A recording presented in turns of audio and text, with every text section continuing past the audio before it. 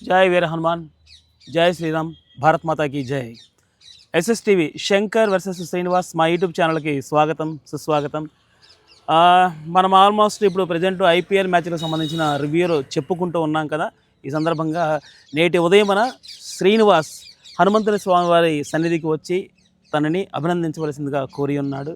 ఏమిరా కారణం అనగా, రాత్రి జరిగినటువంటి ఐపీఎల్ మ్యాచ్ అంటే చెన్నై వర్సెస్ బెంగళూరు మ్యాచ్లో అతి ఘోరాతి ఘోరముగా చెన్నై ఓడిపోయిన కారణంగా, మనవాడు బాగా గెలిచిన కారణంగా అతను ఇక్కడికి వచ్చి నాకు క్షమాపణ చెప్పమని వాడు మరీ కోరి ఉన్నాడు. సో అందుచేత వలన మన శ్రీనివాస్ వారిని ఇక్కడ పిలిపించి వారికి మనం అభినందనలు తెలియజేద్దాం. ఓ mister Srinivas, Balashankar, hi man. ఆగుము, గుండి పెట్టుకునము. సారీ, ప్రేక్షకుల సమక్షంలో మనము అలా చేయకూడదు. టోపీ సరి చేసుకున్నాము, మొహం తుడుచుకున్నాము. ఆ కడాలో పుస్తలేమయ్యా బాబు నువ్వు మరి పచ్చిగా స్వామి నమస్కరించుకున్నాము. జై శ్రీరామ్, జై వీరాంజనేయ సల్లగా. ఓకే, భారత మాతాకి జై. భారత్ మాతాకి జై. ఓకే శ్రీనివాస్. Okay okay. ఏం లేదండి, నాకేంటంటే కొంచెం పద్యాలంటే బాగా ఇష్టము. కాకపోతే పద్య రూపంలో మనం మాట్లాడగలం. అయితే శ్రీనివాస్ మాత్రం డెఫినెట్గా నేను కావాలనే చెన్నై మ్యాచ్ని ఎంచుకొని ఓడిపోవడం జరిగింది. ఎందుకంటే శ్రీనివాస్ అంటే గెలుపు ఓటమి తట్టుకునే అంత లేదు. ఎందుకంటే ప్రతి మ్యాచ్ని కూడా తను చాలా ఓన్ చేసుకుంటాడు. ఎంత ఓన్ చేసుకుంటాడంటే, ఒక్కసారి ఇతనితో మనం మాట్లాడి కనుక స్నేహాన్ని కనుక మనం హస్తాన్ని అందించామంటే ఇక దాన్ని ఫిక్స్ అయిపోయి ఉంటాడు మనవాడు. ఎట్టి పరిస్థితుల్లో కూడా మన కళ్ళలో మర్చిపోయినప్పటికీ కూడా వీడు ఆ కళ్ళలో కూడా మర్చిపోకుండా మనం అభినందిస్తూనే ఉంటాడు. సో దాని కారణం చేత శ్రీనివాస్ రాత్రి మ్యాచ్ గెలిచాడు కాబట్టి సో మనం అలా అనుకుంటూ ఉన్నాం చెప్పాలని. సో ఓకే శ్రీనివాస్, అటు ఇటు చూడు, మాకు నువ్వు స్ట్రైట్గా చూడు. సో దాని కారణంగా రాత్రి మరి ఏంది నీ ఆనందం ఎలా ఉంది? ఆనందం అంటే దానికి ఒక కారణం ఉంది. ఎస్, చెన్నైలో చెన్నై మీద చెన్నై స్టేడియంలో రాయల్ ఛాలెంజర్స్ బెంగళూరు వాళ్ళు 17 సంవత్సరాలు అయింది గెలిచి. ఓకే, ఐపీఎల్ జరిగి ఇది 18వ సంవత్సరం ఐపీఎల్. 17 సంవత్సరాల నుంచి చెన్నై మీద బెంగళూరు ఇంతవరకు గెలవలేదు. రాత్రి గెలిచింది. అవును, అది 17 సంవత్సరాల క్రితం ఒకసారి గెలిచింది, మళ్ళీ ఇప్పుడు గెలిచింది. ఓకే, అందుకని కొంచెం ఆనందం ఉండిద్ది ఏమైనా కొద్దిగా.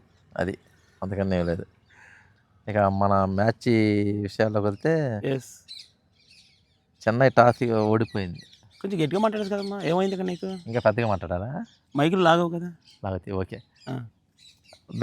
చెన్నై జట్టు టాస్ గెలిచి ఫీల్డింగ్ తీసుకుంది. ఓకే, ఫీల్డింగ్ తీసుకుంటే ఫస్ట్ బెంగళూరుని బ్యాటింగ్ ఆహ్వానించారు. బెంగళూరు వారు బాగా ఆడి బాగా కొట్టారు. ఇప్పుడు మ్యాచ్ నేను ఓడిపోయాను, నువ్వు ఓడిపోయావు. నువ్వే ఓడిపోయింది. నేను ఓడిపోయాను కదా. నేను చాలా యాక్టివ్గా ఉన్నానండి. ఎందుకంటే డల్ అయిపోయాడు, నిద్రమత్తు వదలలేదు అనుకుంటా. రాత్రి మ్యాచ్ చూస్తుంటాడు కదా, నిద్రమత్తు వదలడు కోసం కాదు. రాత్రి మ్యాచ్ అయిపోయిన తర్వాత ఎప్పుడెప్పుడు తెల్లారిద్దా శంకర్ చూసి ఎప్పుడెప్పుడు మనం ఈగో సాటిస్ఫాక్షన్ చేసుకుందామని ఆనందం అనుకోని మనవాడు ఏంటంటే రాత్రి నిద్ర మేలుకొని ఉంటాడు. నేను మాత్రం ప్రశాంత్ నిద్రపోయానండి. కాకపోతే నాకు చిన్న వర్క్లు ఉన్న కారణంగా కొంచెం ఎర్లీగా పడుకున్నాను. కాకపోతే ఏంటంటే మ్యాచ్ కూడా చూడలేకపోయాను. అయినప్పటికీ కూడా ఎందుకంటే నేను అలాగ ఓడిపోతా నాకు ముందే తెలుసు కాబట్టి రాత్రి నేను మ్యాచ్ చూడలేదు. ఎందుకంటే శ్రీని గెలిపిద్దామని చెప్పి నేను అనుకున్నాను కదా. అందుచేత వలన మరి వద్దులే ఈ మాటలు వద్దులే. కానీ ఎందుకంటే ఎట్టి పరిస్థితుల్లో కూడా శ్రీనివాస్ అనుకున్న విజయాన్ని సాధించాడు.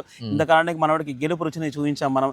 ఎందుకంటే నేనైతే బెంగళూరు జట్టు ఎంచుకునేవాడిని, ఎందుకంటే నాకు చాలా ఇష్టం. తర్వాత వీడి యొక్క ఒంటి మీద నా షర్ట్ మొన్న వేసుకున్నాడు కదా, ఆ షర్ట్ చూసిన తర్వాత గబక్కన అప్పుడు మాట మార్చుకొని శ్రీనికి ఆ జట్టు జరిగిపోయింది. వాడిని గెలిపించడం కూడా జరిగిపోయింది. ఎందుకంటే ప్రతిసారి కూడా ఓడిపోయిన చోటే గెలడం. ఎందుకంటే ఒకనొక సందర్భంలో 17 సార్లు యుద్ధం ఓడిపోయిన తర్వాత 18వ యుద్ధం గెలిచినట్టుగా మన భారత చరిత్రలో ఉంది కదా. అట్లాగే 17 సార్లు వాళ్ళు ఓడిపోయి 18వ గెలిచారు కాబట్టి 17 సంవత్సరాలు ఓటమి పొంది ఈ రోజు విజయాన్ని సాధించారు. కాబట్టి డెఫినెట్గా మనోడికి ఆ హోప్ ఉండాలి, ఆనందం మనోడికే ఉండాలి, ఆ రికార్డు కూడా వీడికే ఉండాలనే ఉద్దేశంతో నేను కంగ్రాచులేషన్ శ్రీనివాస్, చాలా హ్యాపీగా ఉన్నావు. కాదు డల్గా ఉన్నా మాకు కొంచెం యాక్టివ్ గెలిచింది నువ్వే కదా మ్యాచ్. డల్గా ఉంటాం కాదులే, ఎంత జరిగినా కూడా ఒక చిన్న ఇన్సిడెంట్ మాత్రం మ్యాచ్లో గుర్తుండిపోయింది. ఏంటది? ధోని స్టంపింగ్ చేశాడు. ఓకే, అసలు అది స్టంప్ అవుట్ నవ్వుతో నవ్వేసేది. ఎంత వయసు వచ్చినా కూడా ధోని ఆ షార్ప్నెస్ కానీ ఆ యాక్టివ్నెస్ కానీ చాలా అద్భుతంగా ఉంది. అసలు అది మ్యాచ్ మొత్తానికి హైలైట్స్. కానీ అది ఉపయోగం లేకుండా పోయింది.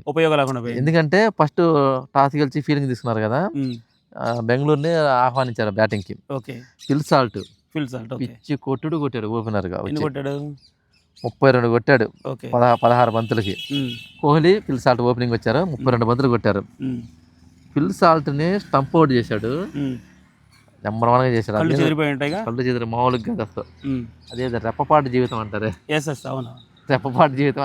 అట్టాగే ధోని కీపింగ్ చేసేటప్పుడు కొద్దిగా బ్యాట్స్మెన్ కూడా కొంచెం జాగ్రత్తగా ఉండాలి. ఓకే. అది రెప్పపాటులో జీవితం కనుమరుగైపోయింది అంటారే, అట్టాగే రెప్పపాటులో జస్ట్ కొన్ని ఫ్యాక్షన్ ఆఫ్ సెకండ్సే ఉమ్. అద్భుత స్టంపింగ్. ఆ అద్భుతమైన స్టంపింగ్ వేస్ట్ అయిపోయింది మ్యాచ్ మొత్తం మీద. Okay no problem. కాకపోతే అది అసలు అక్కడ తిరగాల్సిన మ్యాచ్ అది. ఓకే. కానీ అనూహ్యంగా ధోని స్టంపింగ్తో అతను అవుట్ అయ్యాడు. తర్వాత వచ్చాడు పడిక్కలు, ఉమ్. 14 బంతులు 27, 14 మందికి 27. 2 4లు 2 6లు. ఉమ్. అసలు ఎవరు తగ్గేది లేదనమాట. అసలు కొట్టడమే వచ్చింది కానీ కొట్టడమే. కానీ ఇక్కడ ఒక విషయం గమనించాలి, రాత్రి అండి చెన్నై జట్టులో అంటే ఒకేలా నేను చెన్నై జట్లో ఏం చేశారంటే అందరూ కూడా జూనియర్ని తీసుకున్నారు, సీనియర్ని తీసుకోవాలి. కారణం కాదు మ్యాన్, వండ జట్టే. కాకపోతే ఇదిగో ఒకటి ఒప్పుకో, క్యాచ్లు వదిలేశారు. ఇప్పుడు రజత్ పతిదార్ క్యాచ్, ఇలా బెంగళూరు కెప్టెన్ క్యాచ్, ఆయన ఎవరు దీపక్ కూడా చేతిలో పడితే వదిలేశాడు. ఇక్కడ ఒక విషయం గమనించారండి, చాలా మందికి ఒక అపోహ ఉంది. ఎందుకంటే ఐపీఎల్ మ్యాచెస్ అంటే అవన్నీ కూడా ఏంటంటే మనకి రెజ్లింగ్ జరుగుతూ ఉంటుంది కదా, కొంచెం నాటకీయంగా, అంటే అది ఒక స్క్రిప్ట్ ప్రకారం జరుగుతూ ఉంటుంది కదా. సేమ్ అట్లాగే ఐపీఎల్ మ్యాచ్లు కూడా స్క్రిప్ట్ అనుకుంటున్నారు, కానీ అది వాస్తవంగా స్క్రిప్ట్ కాదని. చూస్తానికి ఏంటంటే చేతిలో పడ్డ క్యాచ్లు వదిలేస్తున్నా కానీ కొన్ని సందర్భాల్లో కావాలని ఫీల్డింగ్ సరిగ్గా చేయకపోవడం కానీ బ్యాటింగ్ సరిగ్గా చేయకపోవడం కానీ కొంతమందికి అపోహలు అన్నమాట వాస్తవం. కానీ అంత కష్టపడి చేసి కేవలం అది స్క్రిప్ట్ లా చేయడం అనేది ఇంపాసిబుల్. కాకపోతే అన్ఎక్స్పెక్టెడ్గా మనకు లైటింగ్స్ కళలో పడుతున్న కారణంగా బట్ ఉన్న సిచ్యువేషన్ ఎందుకంటే మనకు తెలియదు. అంటే నేను మామూలుగా క్యాజువల్ గా చెబుతున్నాను, అది సీరియస్ కాదు. చేతిలో పడ్డ క్యాచ్ వదిలేశాడు. అతను ఏం చేశాడు, 51 కొట్టాడు, 32 బంతులు, 4 4లు 4 6లు కొట్టాడు. తర్వాత లివింగ్స్టన్ వచ్చాడు, 10 పరిగిలో కొట్టాడు. తర్వాత ఏమన్నా జితేష్ శర్మను కొత్త కుర్రాడు 12 కొట్టాడు. తర్వాత టీమ్ డేవిడ్ వచ్చాడు. అయ్యా ఆయన మనిషి మరి మానవ మృగమో అర్థం కాలేదయ్యా, 9 బంతులు 22 కొట్టాడయ్యా. అందులో 3 6లు ఉన్నాయ్యా. మొత్తం ఓవరాల్ గా 190 కొట్టారు 20 వాళ్ళకి.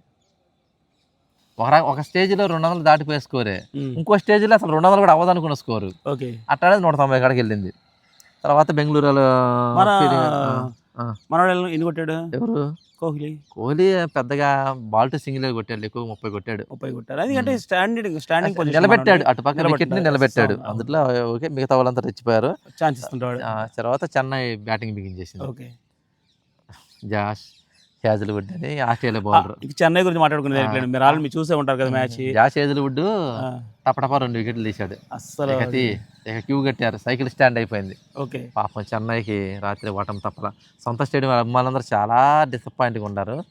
కానీ తప్పదుగా, ఎందుకంటే జయాపజయాలు స్వామివారి దైవాధీనాలు కాకుండా కొంతమంది గెలుస్తున్నారు, కొన్నిసార్లు ఓడిపోతూ ఉంటారు.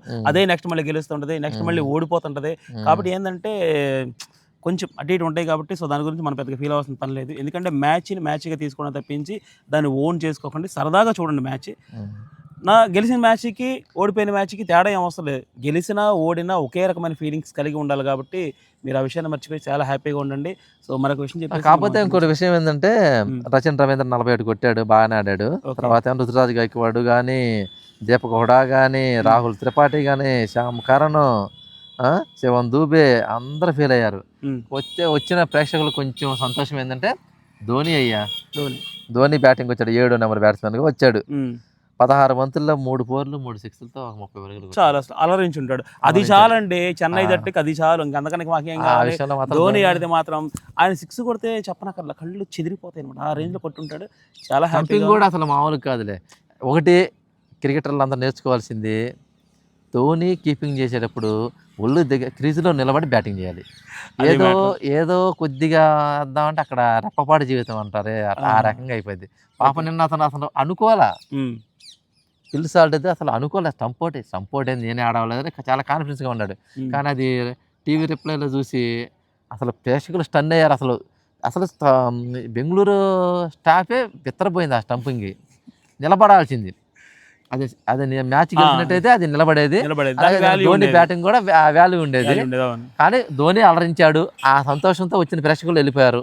ఓకే, ప్రాబ్లం లేదు. కాకపోతే ఇటు పక్క మా బెంగళూరు గెలిచింది.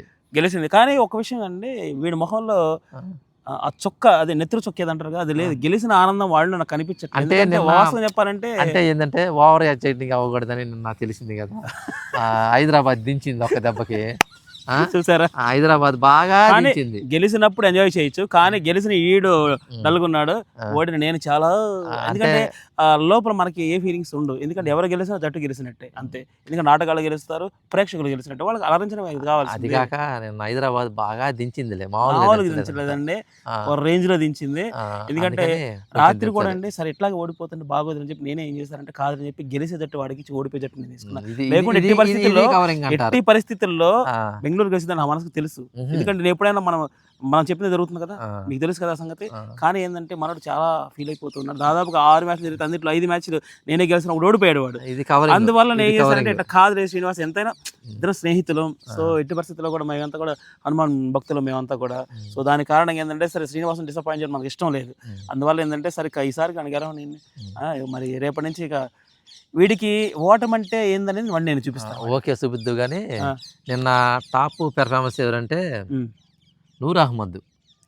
ఓకే, చెన్నై బౌలర్, పాపం 4 వికెట్లు తీశాడు. ఎక్సలెంట్ అండి, అది మాత్రం అసలు కొత్త ఆటగాళ్ళకి దాంతోపాటు అవకాశాలు ఎక్కువ వస్తున్న కారణంగా టాలెంట్ ప్రూవ్ చేసుకోవడానికి రేపటి రోజున మళ్ళీ బాగుంటుంది. మంచి బాగా బౌలింగ్ చేశాడు, కానీ అది కూడా బూడిదలో పోయింది, పన్నీర్ అయిపోయింది. తర్వాత ఇలా బెంగళూరు కెప్టెన్ రజిత్ పతిదార్ బాగా ఆడాడు, మ్యాన్ ఆఫ్ ది మ్యాచ్ కూడా అతనికి ఇచ్చారు. కాబట్టి ఆటని ఎంజాయ్ చేద్దాం, క్రికెట్ని ఓన్లీ ఎంటర్టైన్మెంట్ ఎంజాయ్ చేద్దాం, చూద్దాం, ఎంజాయ్ చేద్దాం. అలాగే బెట్టింగ్ల జోలికి వెళ్ళొద్దు, మీ ఫ్యామిలీని మీ కుటుంబాలని రోడ్డున పడేయద్దు. సో ప్రజెంట్ ఎగ్జామ్స్ కూడా జరుగుతున్నాయి. ఎగ్జామ్స్ అయిపోయేంత వరకు కూడా పిల్లలు బాగా చక్కగా చదువుకోండి. ఎగ్జామ్స్ అయిపోయిన తర్వాత నెక్స్ట్ మీరు మ్యాచ్లు చూడవచ్చు. ఎందుకంటే మన సమ్మర్ హాలిడేస్ వస్తాయి కాబట్టి అప్పుడు చూడటమే కాకుండా మీరు కూడా ఆడుకోవచ్చు. అంతే తప్పించి మీరు మ్యాచ్ మీద దృష్టి పెట్టి మీ ఎగ్జామ్స్కి డుమ్మా కొట్టద్దని మనస్ఫూర్తిగా కోరుకుంటూ, సో మరొక వీడియోలో శ్రీనివాస్కి మరొక ఓటమి రుచి చూపిద్దాం. ఆ రోజు మళ్ళీ ఓకే బాస్, బిగిన్ అయిందమ్మా, ఏం గేమ్ బిగిన్ అయింది, గెలుపు అనేది బిగిన్ అయింది. గెలుపుని మేము ఇచ్చాం రాజా నీకు, ఇలా ఈ కవరింగ్ లో గెలుపుని మేము నెక్స్ట్ చూసుకుందాం. ఓకే, ఆల్ ది బెస్ట్ రాత్రి గెలిచినందుకు. Okay, bye friends.